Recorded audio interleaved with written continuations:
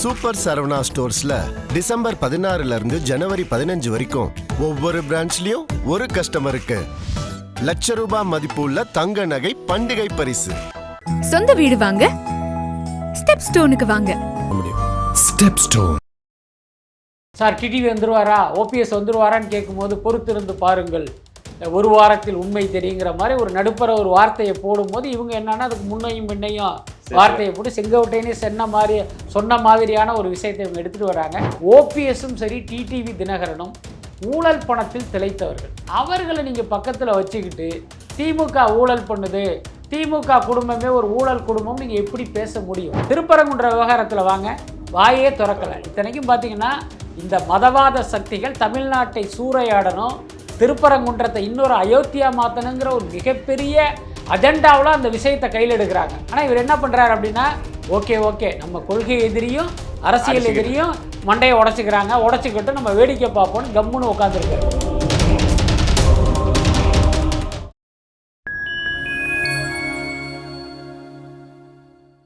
Fine time நேயர்களுக்கு வணக்கம்.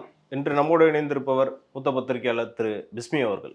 வணக்கம் சார். வணக்கம் சார். செங்கோட்டையன் ஒரு விஷயம் சொல்லியிருக்காரு. என்னன்னா, பொங்கலுக்கு முன்னாடியே டிடிவி தினகரன் அப்புறம் ஓபிஎஸ் அவர்கள் தாவேகா கூட்டணியில் இணைய வாய்ப்பு இருக்கு அப்படின்னு சொல்லியிருக்காரு. இது சாத்தியமா சார்? அவங்க வர வாய்ப்பு இருக்கா? இல்லை, செங்கோட்டையன் சொன்னதை வைத்து இவர்களெல்லாம் நம்ம வந்துடுவார் அப்படிங்கிற ஒரு முடிவு எடுக்க வேண்டிய அவசியம் இல்லைன்னு நினைக்கிறேன். இன்னொன்று என்னென்னா, அவராக இவர் வர்றாரு அவர் வர்றாருன்னு சொல்லலை. அவர் போகிற இடமெல்லாம் இவங்க கேள்வியை கேட்குறாங்க. ரிப்போர்ட்டர்ஸ் சார் டிடிவி வந்துருவாரா, ஓபிஎஸ் வந்துருவாரான்னு கேட்கும்போது பொறுத்திருந்து பாருங்கள், ஒரு வாரத்தில் உண்மை தெரியுங்கிற மாதிரி ஒரு நடுப்புற ஒரு வார்த்தையை போடும்போது இவங்க என்னன்னா அதுக்கு முன்னையும் பின்னையும் வார்த்தையை போட்டு செங்கோட்டையனே சொன்ன மாதிரியான ஒரு விஷயத்தை இவங்க எடுத்துகிட்டு வராங்க. அப்படி என்னுடைய தனிப்பட்ட கருத்தாக கேட்டால் டிடிவியும் சரி ஓபிஎஸும் சரி என்னை பொறுத்த வரைக்கும் ஒரு செல்லாத ஓட்டு தான். அவங்க டிடிவி விஜயனுடைய தாவேகாவோடு கூட்டணி அமைப்பதால் அந்த கட்சிக்கு எந்த நன்மையுமே இல்லை. எப்படி சார் இல்லைங்கிறீங்க? இன்னும் சொல்ல போனால் இல்லை ஆமாம், நிறைய பேர் என்ன நினைக்கிறாங்க அப்படின்னா, ஓ பன்னீர்செல்வமும் டிடிவியும் முக்குளத்தர் சமூகத்தை சேர்ந்தவர்கள், இவர்கள் இந்த கட்சிக்குள்ள இந்த கூட்டணிக்குள் வந்தால் அந்த மக்கள் ஒட்டுமொத்தமாக இவங்களுக்கு ஓட்டு போடுவாங்கன்னு நினைக்கிறாங்க. அது ரொம்ப தவறான கருத்து அல்லது தவறான புரிதல். என்னென்னா, அந்த முக்குளத்தோர் சமூகத்தினுடைய பிரதிநிதிகள் இவங்க கிடையாது, அல்லது ஒரே ஒரு பிரதிநிதி இவர்கள் கிடையாது. எல்லா கட்சியிலையுமே அந்த சாதியை சேர்ந்தவர்கள் இருக்காங்க. அப்படி இருக்கும்போது இவங்க ரெண்டு பேரும் இங்கே வந்தாங்கன்னா ஒட்டுமொத்த முக்குளத்தோரை இவருக்கு தான் ஓட்டு போடுவாங்கன்னு நீங்கள் எப்படி சொல்ல முடியும்? புரியுதா இல்லையா? இன்றைக்கி உதாரணத்துக்கு பார்த்தீங்கன்னா கருணாஸ்னு ஒருத்தர் இருக்கார், ஒரு நடிகர். அவரும் பார்த்தீங்கன்னா இந்த தேவர் சமூகம் சார்ந்து ஒரு கட்சி நடத்தினார். அதிமுகவுடைய ஆதரவில் எம்எல்ஏவெல்லாம் இருந்தார். இன்றைக்கி அதிமுகவுக்கு எதிராக கத்தி வீசிக்கிட்டு திமுக ஆதரவு நிலைப்பாடு எடுத்து தாவேகாவை அவர் திட்டிக்கிட்டு இருக்காரு. இப்போ நான் என்ன கேட்குறேன்னா, இப்போ அவரை விரும்புகிற அல்லது அவரை ஃபாலோ பண்ணுகிற ஒரு 10 பேர் 100 பேர் என்ன விஜய்க்கு ஓட்டு போடுவாங்களா? நிச்சயமாக அவர் எங்கே போனாரோ அங்கே தான் ஓட்டு போடுவாங்க. அப்புறம் அதிமுகவில் பார்த்தீங்கன்னா விஜயபாஸ்கர், ஆர்பி உதயகுமார், செல்லூர் ராஜு உட்பட பல தலைவர்கள் முக்குளத்தோர் சமூகத்தை சேர்ந்தவர்கள் தான். இப்போ அவர்களுடைய ஆதரவாளர்கள் யாருக்கு ஓட்டு போடுவாங்க? அப்போ இந்த 2 பேர் வந்ததுனால ஒட்டுமொத்த முக்குளத்தோர் ஓட்டும் இவங்களுக்கு வரும் அப்படிங்கிறதே ஒரு பெரிய மாயை தான். இன்னொரு பக்கம் பாஜக தலைவராக இருக்கிற நயினார் நாகேந்திரன் முக்குளத்தோர் சமூகத்தை சேர்ந்தவர். அப்போ அவருடைய ஆதரவாளர்கள் யாருக்கு ஓட்டு போடுவாங்க? பாஜகவுக்கு தான் போடுவாங்க. எல்லாத்துக்கும் மேலே ஓபிஎஸும் சரி டிடிவி தினகரனும் ஊழல் பணத்தில் திளைத்தவர்கள். அவர்களை நீங்கள் பக்கத்தில் வச்சுக்கிட்டு திமுக ஊழல் பண்ணுது, திமுக குடும்பமே ஒரு ஊழல் குடும்பம் நீங்கள் எப்படி பேச முடியும்? புரியுதா இல்லையா? இவங்க 2 பேரையும் நீங்கள் பக்கத்தில் வச்சுட்டு ஊழல் பற்றி பேசுகிற யோக்கியதையே இழந்துருவோமே. அது தாவேகாக்கு ஒரு மிகப்பெரிய பின்னடைவு தானே. ஓகே, அப்படி பார்த்தீங்கன்னா சார், செங்கோட்டையன் மேலே கூட அந்த வாச்சாத்தி சம்பவம் தொடர்பான அந்த விமர்சனம் வந்துச்சு. அப்பயும் இதே கேள்வி தான் கேட்டாங்க. இப்போ செங்கோட்டையனா உள்ளே எடுத்துட்டீங்க, அப்போ நீங்கள் எப்படி பேசுகிறீங்க, மக்கள் நலன் சார்ந்து நீங்கள் எப்படி பேச முடியுன்ற கேள்வி வந்துச்சு. நிச்சயமா அது வாச்சாத்தி சம்பவத்தில் செங்கோட்டையனை தொடர்பு படுத்துவதற்கு ஒரு பெரிய ஆதாரமெல்லாம் இல்லை, ஒரு குற்றச்சாட்டாக இருக்குது. புரியுதா இல்லையா? ஆனால் இப்போ டிடிவி தினகரனோ ஓபிஎஸ்ஸோ வெறும் குற்றச்சாட்டாக நம்ம சொல்லலை, இதெல்லாம் ஒரு ஆதாரபூர்வமான உண்மை. இந்த டிடிவி தினகரன் மன்னார்குடியை சேர்ந்த ஒரு சாதாரண குடும்பத்தை சேர்ந்த ஒருத்தர் தான். அவருக்கு எப்படி இன்றைக்கி பல ஆயிரம் கோடி சொத்துக்கள் எப்படி வந்ததுன்னு நீங்கள் ஒரு கேள்வியை கேட்டாலே இது உண்மையா அல்லது கற்பனையா அப்படிங்கிறத நம்ம புரிஞ்சுக்கலாம். ஓபிஎஸ் யார் அப்படின்னா, தேனியில் டீ கடை வச்சுருந்தாரு அப்படின்னு சொல்லுவாங்க. இன்றைக்கி அவருடைய சொத்து மதிப்பு என்ன? இன்றைக்கி சென்னையில் இயங்குகிற பல பிரபலமான கட்டுமான நிறுவனங்கள்ல Share. பல ஆயிரம் கோடி வந்து இவர் முதலீடு பண்ணியிருக்கிறதா ஒரு தகவல் இருக்கு. இந்த பணம் எங்கிருந்து வந்தது என்ன? அப்போ இதெல்லாம் ஊழல் செய்த பணம் அப்படிங்கிறத ஈஸியாக நம்ம புரிஞ்சுக்கலாம். ஸோ அப்படி இருக்கும்போது அவர்களை பக்கத்தில் வச்சுக்கிட்டு நம்ம ஊழல் பற்றி பேச முடியாது. விஜய் வந்து இதெல்லாம் யோசிக்கணும். எல்லாத்துக்கும் மேலே ஒருவேளை விஜய்க்கு கூட அவர்கள் அருகில் இருப்பவர்கள் இப்படியெல்லாம் சொல்லியிருக்கலாம். சார் இவங்களை கூப்பிட்டா முக்குளத்தூர் ஓட்டு நமக்கு கிடச்சிரும், அதனால இவங்களை கூட்டணி சேருங்க அப்படின்னு கூட அட்வைஸ் பண்ணியிருக்கலாம். பட் நம்ம என்ன சொல்ல வர்றோம் அப்படின்னா, விஜய்க்கு எல்லா மட்டத்திலும், எல்லா வயதிலும், எல்லா சாதியிலும், எல்லா இனத்திலும் ரசிகர்கள் இருக்காங்க. சரி, நீங்க ஒரு விஷயம் சொல்றீங்க, அவங்க கூட இருக்கிற அட்வைசஸ் வந்து இப்படி சொல்லியிருக்கலாம் அப்படி சொல்லியிருக்கலாம்னு சொல்றீங்க. அதையும் தாண்டி விஜய் அவர்களுக்குன்னு ஒரு ஐடியா இருக்கும்ல, அது யோசிக்க மாட்டுறாரு அவர். இல்லைங்க, நீங்கள் முதல்ல புரிஞ்சுங்க. நேற்று வரை விஜய் வந்து ஒரு சினிமா நடிகர், ரைட்டா? நீங்கள் வந்து உலக நடப்புகளை வந்து அப்படி லைட்டாக அப்படி கவனிச்சிருப்பாங்களே தவிர உன்னிப்பாக ரொம்ப ஆழமாக அழுத்தமாக கவனிச்சிருக்கிறதுக்கு வாய்ப்பு இல்லை. என்னென்னா, ஒரு சினிமா நடிகருடைய வாழ்க்கை அப்படிங்கிறது ஒரு ரொம்ப இயந்திரத்தனமாக இருக்கும். இப்போ உதாரணத்துக்கு ஒரு ஷூட்டிங் நடக்குது அப்படின்னா, இப்போ உதாரணத்துக்கு காலையில் 8 மணிக்கு ஷூட்டிங் அப்படின்னா இவர் 5 மணிக்கே வீட்டிலேருந்து கிளம்பணும். புரியுதா இல்லையா? அதுக்கப்புறம் ஷூட்டிங் 7 மணிக்கு முடியுது அப்படின்னா மேக்கப் கழிச்சிட்டு வீட்டுக்கு போய் சேர்றதுக்கே 9 மணி ஆகும், ரைட்டா? அப்புறம் குடும்பத்தோட நேரம் செலவு பண்ணுறது, படுக்கிறது, காலையில் எழுந்திரிச்சு ஷூட்டிங் வர்றதுங்கிறது அது வாழ்க்கையே பார்த்திங்கன்னா ரொம்ப ஒரு ஹெக்டிக்காக இருக்கும். அப்படி இருக்கும்போது நாட்டில் என்ன நடக்குது, அங்கே என்ன நடக்குது, இங்கே என்ன நடக்குதுங்கிறதெல்லாம் கவனிக்கவே முடியாது. ஸோ இப்படி ஒரு லைஃப் ஸ்டைலில் இருந்த விஜய் இப்போ அரசியலுக்கு வந்த பிறகு தான் கொஞ்சம் நிதானமாக இந்த உலகத்தை, தமிழ்நாட்டை, சென்னையை வந்து பார்க்குறாரு. அதனால் அவருக்கு வந்து யதார்த்தம் வந்து முழுமையாக தெரியாது. அப்போ என்னென்னா, அவர் பக்கத்தில் வச்சுருக்கிற ஆட்கள், இப்போ ஒரு ஜான ஆரோக்கியசாமி, அவர் ஒரு ஸ்ட்ராட்டஜிஸ்ட்டு. இப்போ ஆதவ் அர்ஜுனா, இவர் ஏற்கனவே பிரசாந்த் கிஷோரோட ட்ராவல் பண்ணவர். புஷி ஆனந்த் ஏற்கனவே ஒரு அரசியல் கட்சியில் எம்எல்ஏவாக இருந்தவர்.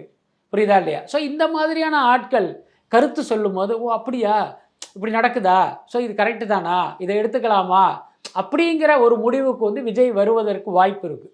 ஸோ இதை மட்டுமே வச்சு விஜய்க்கு ஒன்றுமே தெரியாது, இவங்க தான் எல்லாம் ஃபீட் பண்ணுறாங்கன்னு நம்ம முடிவுக்கு வர வேண்டியதில்லை.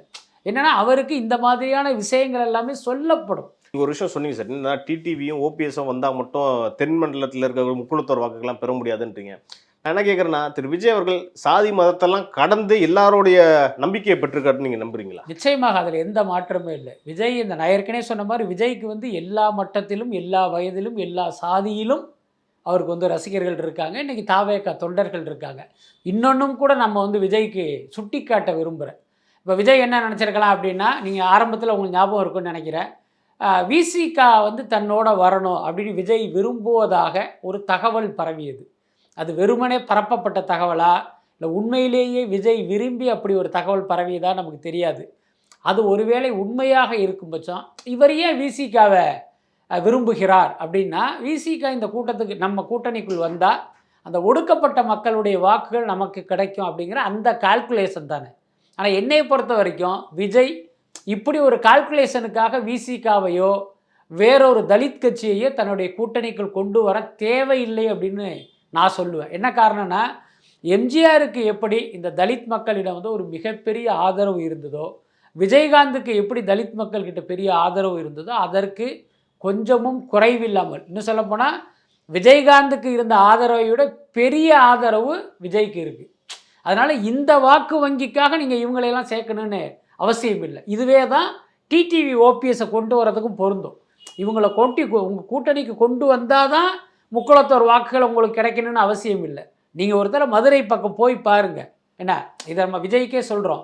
அங்கே வந்து அந்த மக்கள் உங்களை எப்படி ரிசீவ் பண்ணுறாங்கங்கிறத பார்த்தாலே அந்த மக்கள் உங்களை எப்படி கொண்டாடுறாங்கங்கிறத நீங்கள் நேரிலேயே பார்க்கலாம். ஒரு விஷயம் சொன்னீங்க சார், தலித் மக்கள்கிட்ட வந்து திரு விஜய் அவர்கள் மீது அளப்பரிய ஒரு நம்பிக்கை இருக்குது, ஆதரவு இருக்குதுன்னு சொல்லிட்டீங்க. ஆனால் விஜய் அவர்கள் வந்து கவின்குமார் மரணத்துக்கு வந்து அவர் எதுவுமே வாயை திறக்கலையா சார்? இது நம்ம எப்படி பார்க்குறது? இல்லை, அதுதான் நம்ம சொல்கிறது. பல்வேறு விஷயங்களில் அந்த விஜய் அமைதியாக இருப்பது அப்படிங்கிறது அது ஒரு சரியான விஷயம் இல்லை. அது அவருடைய அனுபவமின்மையா அல்லது என்னங்கிறது நம்மளால் புரிஞ்சிக்க முடியல. பட் அது மிகப்பெரிய தவறு. இன்னொன்று, நீங்கள் என்றைக்கு அரசியல் கட்சி தலைவர் ஆகிட்டீங்களோ அப்போ இங்கு நடக்கிற ஒவ்வொரு நிகழ்வுகளுக்கும் உங்களுடைய கருத்தை வந்து நீங்கள் பதிவு பண்ணணும். அப்போ தான் நீங்கள் யார் பக்கம்ங்கிறத மக்கள் வந்து முடிவு பண்ணுவாங்க. ஆனால் இங்கே என்ன ஒரு பெரிய சிக்கல்னா, விஜய்க்கு இப்படியெல்லாம் ஆலோசனை சொல்லப்பட்டிருக்கும் நான் கணிக்கிறேன், யூகிக்கிறேன். என்ன ஆலோசனை? இப்போ நீங்கள் சொன்ன மாதிரி இப்போ அந்த கவினுடைய இதில் இவர் சப்போர்ட் பண்ணார் அப்படின்னா, தலித்த அல்லாத ஜாதிகளுடைய வாக்குகள் நமக்கு கிடைக்காம போயிடும் அப்படின்னு யாராவது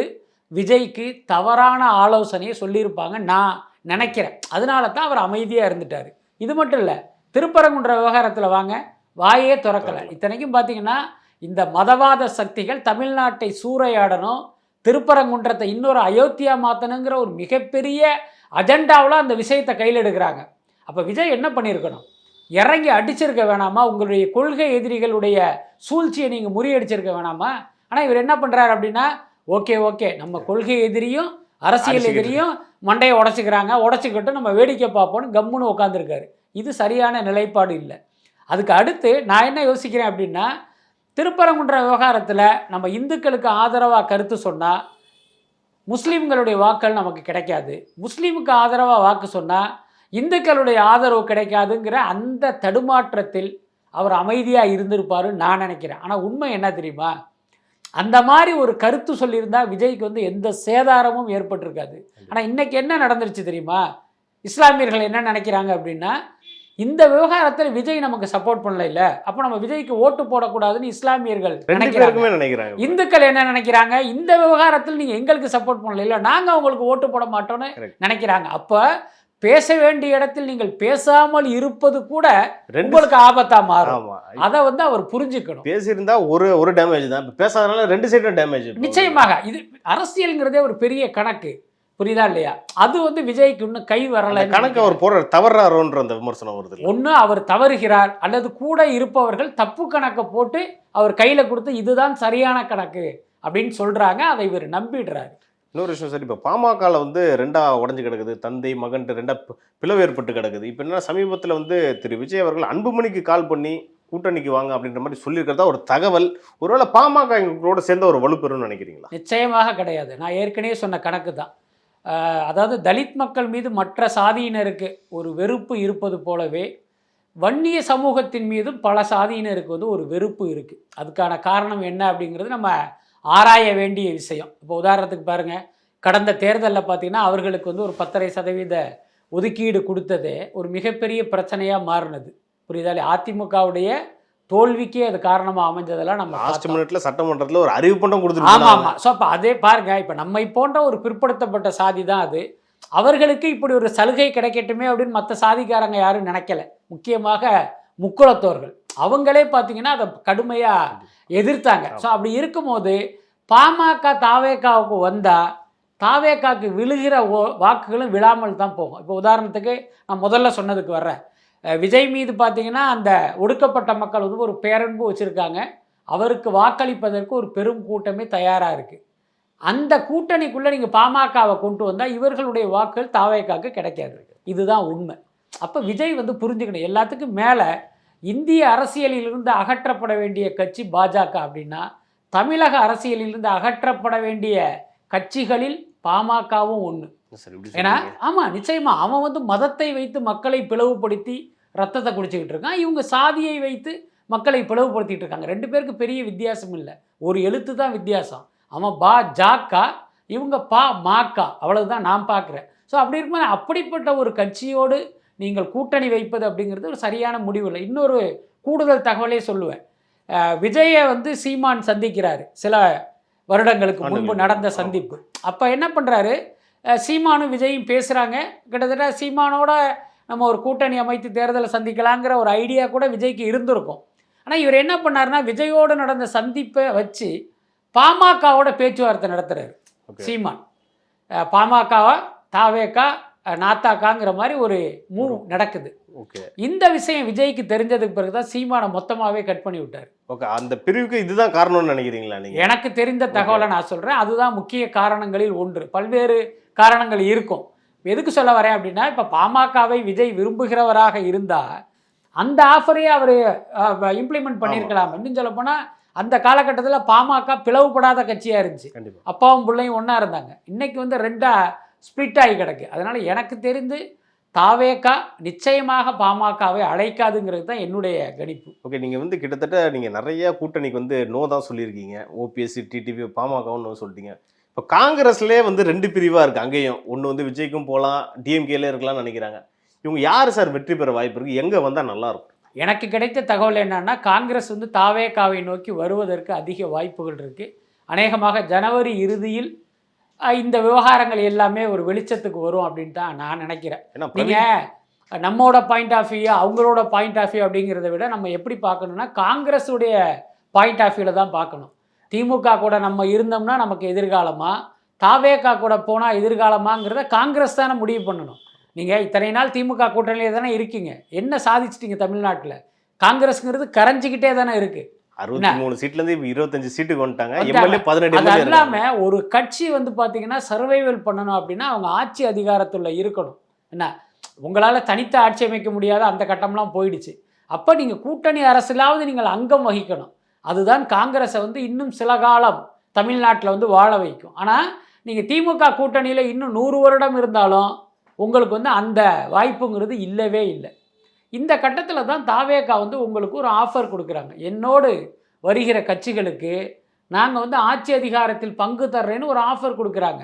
அது வந்து காங்கிரஸுக்கு வந்து ஒரு அயனான வாய்ப்பு இல்லை. ஆனால் அவங்க ரொம்ப ஒரு எக்ஸ்பீரியன்ஸான கட்சி, 100 வருஷம் பாரம்பரியமான கட்சி இல்லை சார். இப்போ புதுசாக வர தாவேகா ஆட்சிக்கு வருமா வராதான்றது அவங்களால பல்சை புரிஞ்சிக்க முடியும்ல சார். நல்லா புரிஞ்சுங்க, விஜய் வந்து சீமான் கிடையாது. விஜய்க்கு இன்னைக்கு மக்கள்கிட்ட என்ன வரவேற்பு இருக்குது, என்ன செல்வாக்கு இருக்குங்கிறத நம்ம எல்லா இடத்துலையும் பார்த்துக்கிட்டு இருக்கோம். பல்வேறு சர்வே முடிவுகள் விஜய்க்கான வாக்கு வங்கி வந்து எத்தனை சதவீதம் இருக்குது அப்படிங்கிறதெல்லாம் காட்டிக்கிட்டு இருக்கு. அதுக்கு அடுத்து நீங்கள் சொல்கிற மாதிரி காங்கிரஸ் வந்து ஒரு பாரம்பரியமிக்க கட்சி தான். அந்த கட்சி வந்து தாவேகா கூட போகலாங்கிற ஒரு முடிவை எடுக்கிறாங்கன்னா அவங்க என்ன ஜோசியக்காரன்ட்ட ஆர்வடம் கேட்டால் அந்த முடிவை எடுப்பாங்க? அவங்களும் பல சர்வேக்கள் பண்ணியிருப்பாங்க, பல்வேறு தரவுகள் அவங்கக்கிட்ட இருக்கும். அந்த அடிப்படையில் தான் அந்த முடிவே எடுப்பாங்க. அதனால் அதை வந்து ஒரு தவறான முடிவுன்னு சொல்ல முடியாது. என்ன கேட்டால் நீங்கள் திமுகவிடம் அடிமையாக இருப்பதை விட தாவேகாவோடு வந்தால் உங்களுக்கு ஒரு கௌரவமான இடம் கிடைக்கும். அதில் எந்த மாற்றமே இல்லை. நம்ம கௌரவமான இடம்னு நினைக்கிறீங்க என்னன்னா வந்து சரி பெரிய காங்கிரஸ்லேயே வந்து திமுகவுக்கு எதிர்ப்பான சில பேர் தான், குறிப்பாக பிரவீன் சக்கரவர்த்தி அவர்கள் தான் வந்து பேசிக்கிட்டே இருக்காரு. அப்புறம் பார்த்தீங்கன்னா ஜோதிமணி அவர்கள்லாம் பார்த்தீங்கன்னா திமுக தான் சப்போர்ட் பண்ணிட்டு இருக்காங்க. ஒருவேளை அவங்க சுயலாபத்துக்காக பேசுகிறாங்களோன்ற மாதிரி அந்த விமர்சனம். அதில் எந்த மாற்றமே இல்லை. இவங்க என்ன நினைக்கிறாங்க அப்படின்னா, திமுக ஆதரவில் இருந்தால் தான் காங்கிரஸுக்கு வெற்றி கிடைக்கும். காங்கிரஸுக்கு வெற்றி கிடைக்கணும் அப்படின்னா திமுகவுடைய கூட்டணியில் நம்ம இருக்கணும். அப்போ தான் நாம் எம்எல்ஏ, அப்போ தான் நாம் எம்பி அப்படிங்கிற அந்த சுயநலத்தில் இவங்க பேசுகிறாங்க. அதே நேரம் நீங்கள் யோசிச்சு பாருங்க, பிரவீன் சக்கரவர்த்தி பேசுகிறாருன்னா அவருடைய தனிப்பட்ட கருத்தா? தாவேகா நிர்வாகிகளை போய் சந்திக்கிறாரு, திருச்சி வேலுச்சாமி அதை பற்றி பேசுகிறாரு, புரியுதா இல்லையா? அது மட்டும் இல்லை, நேற்று வரைக்கும் பார்த்தீங்கன்னா இதுக்கு எங்களுக்கு சம்மந்தம் சொன்ன செல்வ பெருந்தகையே இப்போ வந்து கூட்டணி ஆட்சியில் பங்கு பேச ஆரம்பிச்சிட்டார்ல. இது என்னன்னா, அங்கிருந்து வருகிற உத்தரவுகளை இவங்க வந்து இம்ப்ளிமெண்ட் பண்ணுறவங்களா தானே இவங்க இருக்காங்க. செல்வ பெருந்தகைக்கு பிடிக்கல அப்படின்னா இது காங்கிரஸ் வந்து தாவேகாக்கு போகாதா என்ன? யார் முடிவு பண்ணுற இடத்துல இருக்கா? அதனால் இவர்களுடைய முடிவு, இவர்களுடைய விருப்பம்லாம் முக்கியமே கிடையாது. பொதுவாகவே தேசிய கட்சிகளை பொறுத்த வரைக்கும் பார்த்தீங்கன்னா மாநில தலைவருங்கிறது ஒரு ரப்பர் ஸ்டாம்பு தான். அதுக்கு மேலே இவங்களுக்கு எந்த அதிகாரமும் இல்லை. ஒரு வார்டு கவுன்சிலருக்கான வேட்பாளரை கூட இவர்களால் தீர்மானிக்க முடியாது. அதுதானே உண்மை. அதனால் இதெல்லாம் ஒரு முக்கியமே கிடையாது. காங்கிரஸுக்கு தன்னுடைய எதிர்காலம் முக்கியம். அதற்கு யார் சரியான ஆளாக இருப்பாங்கன்னு அவங்க தானே முடிவு பண்ணணும். இறுதியாக ஒரு கேள்வி சார், மதிமுகவை சேர்ந்த துரை வைகோ எம்பி அவர்கள் என்ன சொல்லியிருக்காங்கன்னா, விஜயோட வருகை வந்து எங்கள் கூட்டணிக்கு எதுவுமே எந்த ஒரு பாதிப்பும் ஏற்படுத்தாதுன்னு சொல்கிறாங்க. விஜய் அவர்கள் வந்து திமுக கூட்டணிக்கு எந்த வகையில் டென்ட் ஏற்படுத்துவார்னு நினைக்கிறீங்க? அதாவது பார்த்தீங்கன்னா, விஜயின் வருகையால் பெரிய அளவில் பாதிக்கப்பட போகிறது 2 பேர். ஒன்று திமுக, இன்னொன்று நாம் தமிழர் கட்சி. நம்ம ஏற்கனவே சொன்ன மாதிரி நாம் தமிழர் கட்சிக்கு கடைசியாக கிடைத்த 36 லட்சம் வாக்குகளில் 30 லட்சம் வாக்குகள் காணா போகுது. அது எங்கே போகுதுன்னா, இனி 8% சொல்லவே முடியாது. இனிமேல் 1%, 1.5% வேணால் சொல்லிக்கலாம். 30 லட்சம் வாக்குகள் விஜயை நோக்கி போக போது. அதில் எந்த மாற்றமும் இல்லை. இதெல்லாம் தெரிந்து தான் இன்றைக்கி சீமான் வந்து விஜயை வந்து ரொம்ப கடுமையான வார்த்தைகளை விமர்சிக்கிறாரு. அவருடைய கட்சியை சேர்ந்த அந்த சாக்கடை துரைமுருகனும் விஜயை பற்றி தொடர்ந்து வந்து அவதூறுகளை பேசிக்கிட்டு இருக்காரு. ஆமாம், ஒரு கட்சியினுடைய பொறுப்பில் இருப்பவர்களுக்கு பார்த்தீங்கன்னா ஒரு நாகரிக மொழியோடு வந்து நீங்கள் பேசணும். நீங்கள் வந்து ஒரு கீழ்த்தரமாக பேசுகிறீங்க அப்படின்னா அதே ஆயுதம் கொண்டு தான் நம்ம வந்து அவங்கள திருப்பி அடிக்க முடியும். அந்த அடிப்படையில் தான் நான் அந்த அடைமொழியில் குறிப்பிட்டேன். அதை தான் வந்து விஜய் அவர்கள் குறிப்பிட்டாரோ, நமக்கான எதிரி வந்து வலுவாக இருக்கணும், அப்போ தான் நம்ம வலுவாக இருக்க முடியும்னு சொல்லியிருந்தார் ஆடியோ லான்ச்சில். அதாவது ஒரு விஷயம் புரிஞ்சுங்க, தாவேகாவின் எதிரி வந்து நாம் தமிழர் கட்சி கிடையாது. ரொம்ப உண்மையை சொல்ல போனோம்னா அவங்களுக்கெல்லாம் இவங்க வந்து ஒரு பொருட்டே கிடையாது. அவருடைய எதிரியாக அவர் வைத்திருப்பது 2026 தேர்தலில் திமுக தான் ஆட்சி அதிகாரத்தில் இருக்காங்க. அந்த ஆட்சி அதிகாரத்திலிருந்து அவர்களை அகற்றிவிட்டு அந்த இடத்தில் நாம் அமரணுங்கிறது தான் இவருடைய நோக்கம். அதனால் அவர் திமுகவை எதிரியாக நினச்சி வந்து அவர் சண்டை பண்ணிட்டு இருக்காரு. இந்த இடத்துல இல்லை நாங்கள் தான் உங்களுடைய எதிரி அப்படின்ட்டு இவங்க வந்து வாலண்டரியாக வண்டியில் ஏறுறாங்க. புரியுதா இல்லையா? அதுக்கான முயற்சி என்னென்னா, நம்ம விஜயை திட்டினோம்னா ஊடகங்கள் ஒரு முக்கியத்துவம் கொடுக்கும், அதன் மூலமாக நம்மளுடைய இருப்பை தக்க வச்சுக்கலாம்னு அவங்க நினைக்கிறாங்க. ஆனால் 2026 தேர்தலுக்கு பிறகு என்னுடைய கணிப்பு அல்லது ஆசைன்னு கூட நீங்கள் வச்சுக்கலாம், தமிழ்நாட்டு அரசியல் களத்திலிருந்து நாம் தமிழர் கட்சி துடைத்து எரியப்படும். அது நடக்குதா இல்லையான்னு பாருங்க. நீங்கள் ஒரு விஷயம் சொல்லியிருந்தீங்க சார், விஜய் அவர்களோட வருகையால் வந்து திமுகவுக்கும் நாம் தமிழருக்கும் தான் பாதிப்புன்னு சொன்னீங்க. அப்போ அதிமுக பாஜகவுக்கு பாதிப்பே இல்லையா? அதாவது அதிமுக என்றைக்கு பாஜகவோடு சென்றதோ அன்னைக்கே அதிமுக வந்து பலவீனப்பட்டுடுச்சு. அதிமுகவுடைய டெஃபினேஷன் வந்து அண்ணா திராவிட முன்னேற்ற கழகம். ஆனால் இப்போ வந்து அடிமை திராவிட முன்னேற்ற கழகங்கிறது தான் புது அர்த்தமாக மாறிடுச்சு. அதனால் எனக்கு தெரிஞ்சு 2026 தேர்தல் விஜயே சொன்ன மாதிரி தாவேகா வெர்சஸ் திமுக தான். அதிமுக நிச்சயமாக இந்த இதில் இருக்காது. கண்டிப்பாக அதில் எந்த மாற்றமுமே இல்லை சார். நம்ம நடப்பு அரசியல் பற்றி நீங்கள் நம்ம நிறைய பேசணும் சார். இது குறித்து அடுத்தடுத்த நிகழ்ச்சிகளில் இன்னும் நம்ம டீட்டெயிலாக பேசலாம் சார். நன்றி.